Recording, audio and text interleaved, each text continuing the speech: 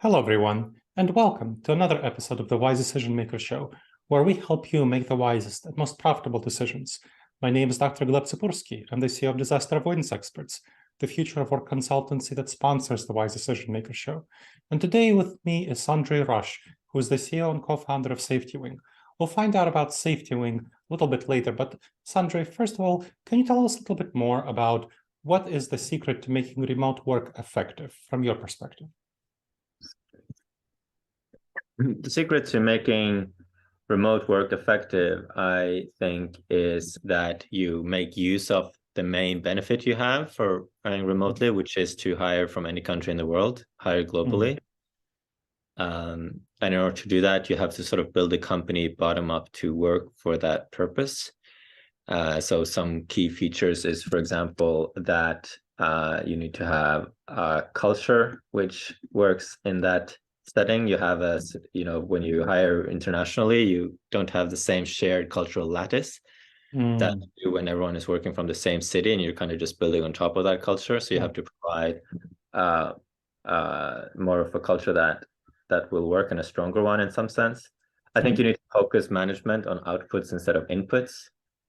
People who go down the line of sanctions and surveillance, they typically don't succeed. And well, one, it doesn't work, and two, it also isn't that great of an environment. So instead, what the most successful remote company is doing is they just change the whole structure to be focused on outputs instead of inputs, which actually, once you've done it, is actually very pleasant for the company as well.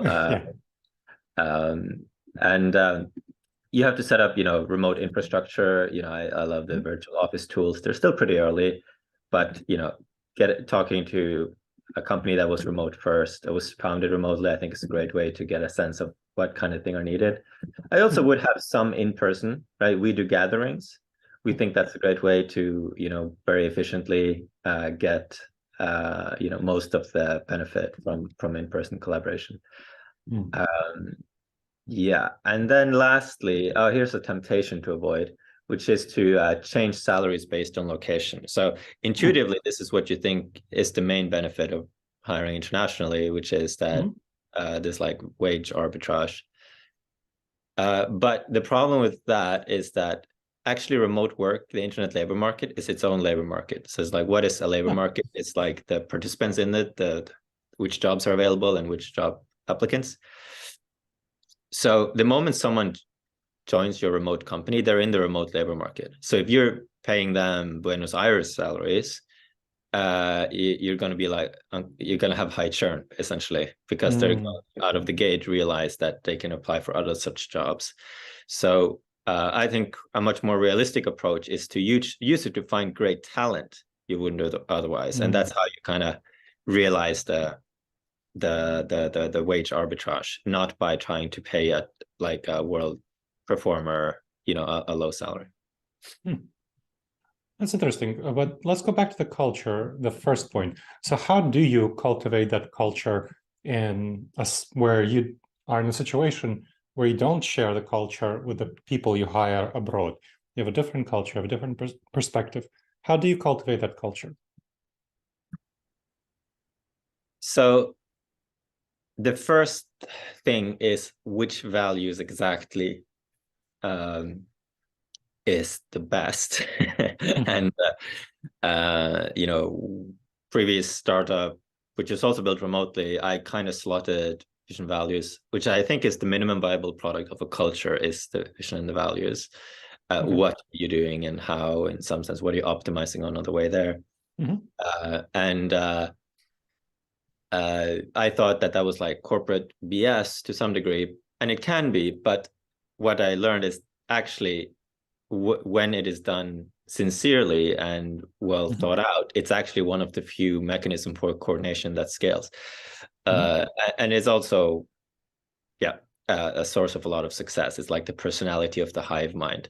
So I think that, the way you get from one person, like multiple people coming together and being like a mega brain together, is that that collaboration is efficiently and everyone thinks for themselves and you're able to kind of crowdsource the knowledge to be smarter together. So I'm saying all of this because you first want to get like, what are you even doing when you're trying to make a culture that works remotely? And that's roughly what I said there. You're trying to make this hive mind mega brain that can solve the purpose, which is the vision, as good as possible. So the values you have does depend somewhat on the course, although there are also some that are universal. So for example, one that we put great weight on in SafetyWing is like authenticity, which is roughly stating being the same on the inside as you are on the outside, like saying what you actually think, in conversations, but also we as a company externally.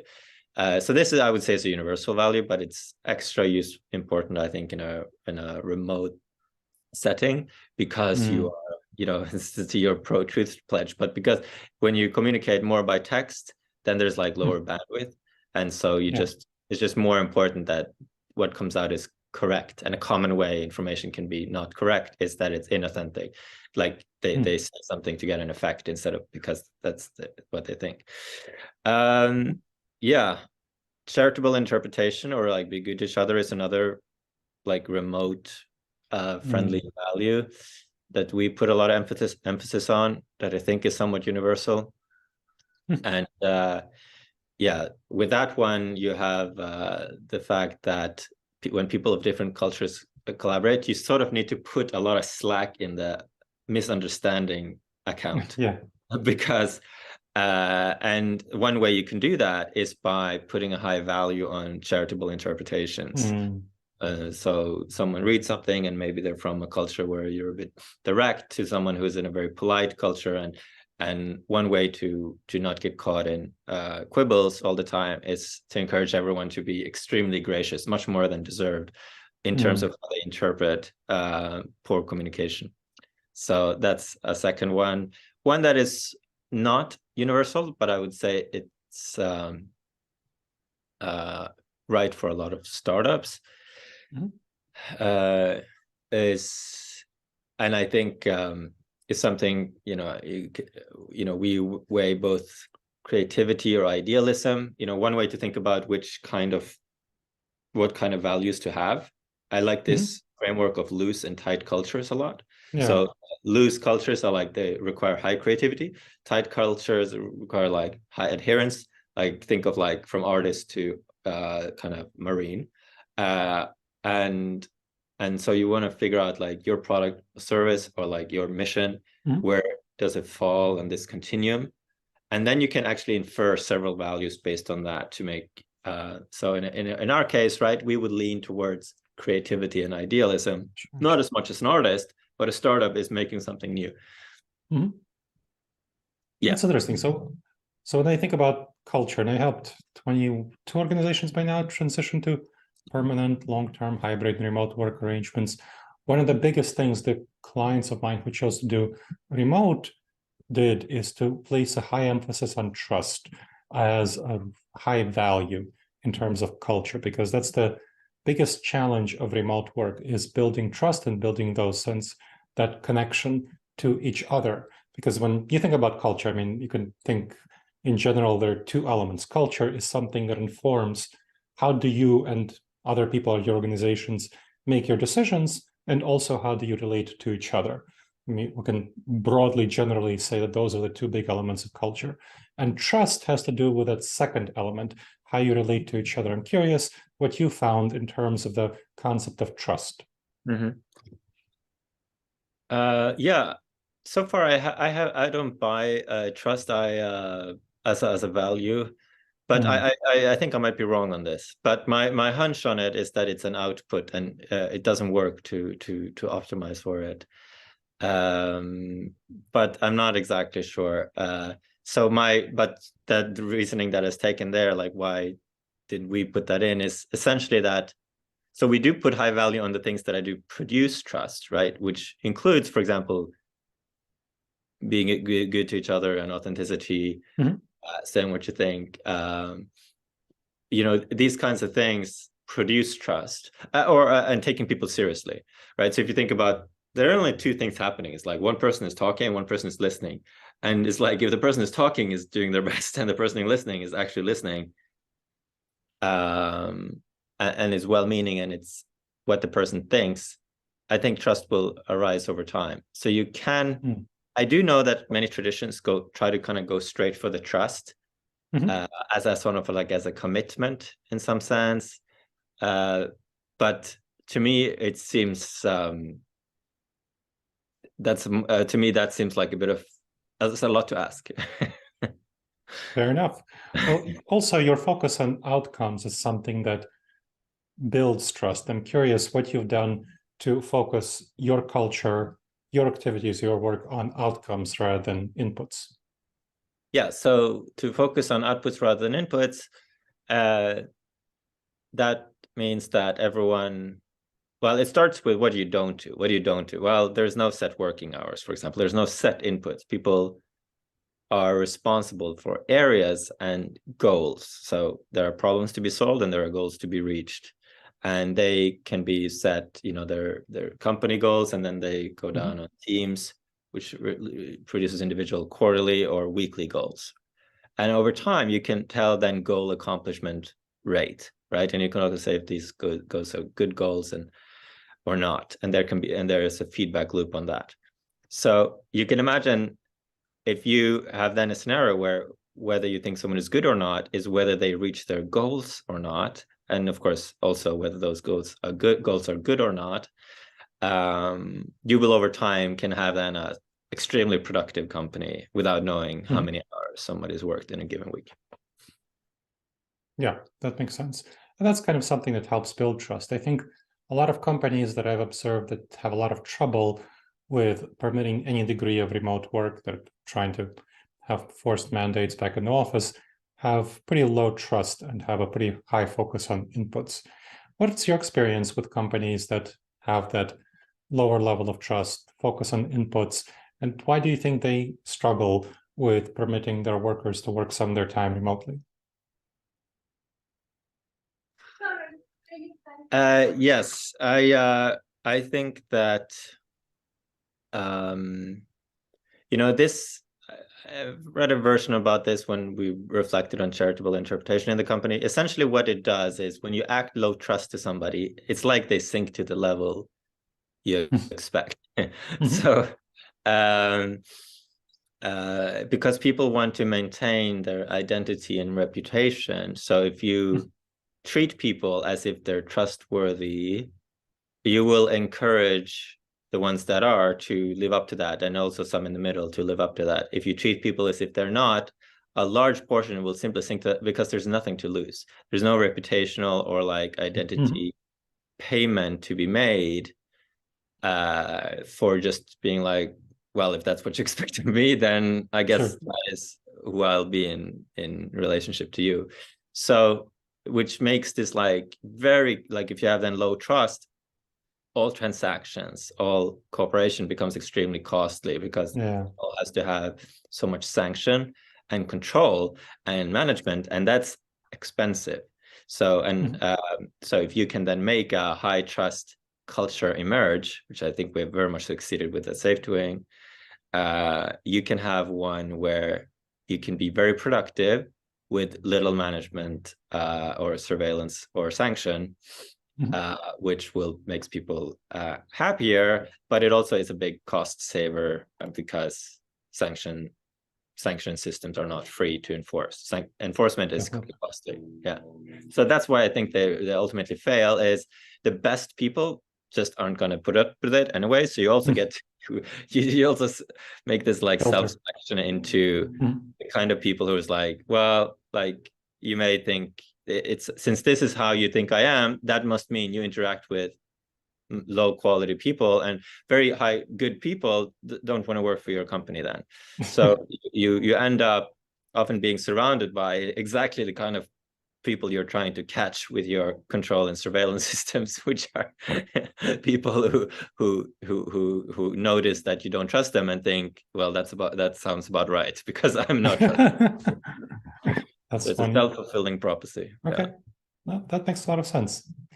Tell me a little bit more about SafetyWing. So you work with digital nomad insurance. Tell me a little bit more about what you do, what you created SafetyWing, and where it is right now. Yeah. So SafetyWing is building a global social safety net and also a country on the internet, ultimately. And two sentences of what that is. Well, the internet. I previously started a company called Superside. We want to provide benefits for the freelancers, found that nobody offered that. And so we thought, oh, this is a gap. The internet economy essentially dissolves the boundaries in the world in a sense, and for the labor market, and a lot of infrastructure has to be rebuilt, including some big pieces like social safety net. And so we set out to build this, and we have that's our end state goal. And on the way there, we've started with health. So we started to make something called Nomad Insurance, which is an insurance for digital nomads. And which is global, simple, universal, and then also remote health, a health insurance for remote teams. And that is used by hundreds of thousands of remote workers worldwide, both individuals and companies. And but we're still focused on this long-term project, and more is coming out there soon. And we also have started some in Plumia, which is the arm of SafetyWing that working on building the country on the internet. Tell me a little bit more about the arm that's building the country on the internet. Yeah. So Plumia is a project for building country on the internet. It has as a plan to make a passport, and then we'll essentially merge that with the social safety net membership to have citizenship as a service. So it's building now a community and also doing a lot of think tank things, talking to governments, proposing policy, things like that. One extremely successful project, which is central to the plan, has been the nomad and remote work visas. And this is a trend in remote work, is that cities and countries start to compete for citizens, digital nomads, and remote companies because they can. And it's also something we want to see occur, because we think if cities and countries have a positive sum competition here where they're trying to succeed in this new opportunity, that will be a much more pleasant transition than if they're fighting it and trying to prevent it from happening. So the nomad and remote work visas was an idea we sort of floated before COVID. And on a conference called Web Summit, this person from Barbados heard about it, proposed that when COVID happened there. And it's now been implemented by, I think, 60 countries. We spoke about this last spring. And our hope is to build on that with something called Nomad Border Pass, where you essentially can apply one place to get visa to a whole bunch of countries, kind of like Schengen. So yeah, that's one successful project so far with Plumia. Excellent. Well, thank you for sharing your wisdom. Are there any last words with which you want to leave our listeners? I would say that if you're not yet a remote worker, just understand that you're already the internet labor market is already global, and that you can apply to a job there and possibly get one that is more exciting and better paid than what you have locally, unless you live in the Bay Area. And that if you are a company, to just understand that being able to succeed with a remote team is probably over a few decades not going to be a negotiable. The difference between a company being built in a small town versus New York City is a difference in how good population you recruit people from. But the difference between New York City and the remote internet labor market is as big as from a town with 1,000 people to New York City and up to the internet. So that kind of implies to you that the companies who are building remotely and hiring globally will be the ones that succeed in the end, given how big of an input factor that is in hiring, in the quality of your team. Yeah, that makes a lot of sense. Thank you for sharing your wisdom, and thank you to the listeners for checking out another episode of the Wise Decision Maker Show. Please make sure to subscribe to the show wherever you check this out, and make sure to leave a review, which is very helpful for other people to discover the show and helpful for us to improve the show. I look forward to seeing you in the next episode of the Wise Decision Maker Show. In the meantime, the wisest and most profitable decisions to you, my friends.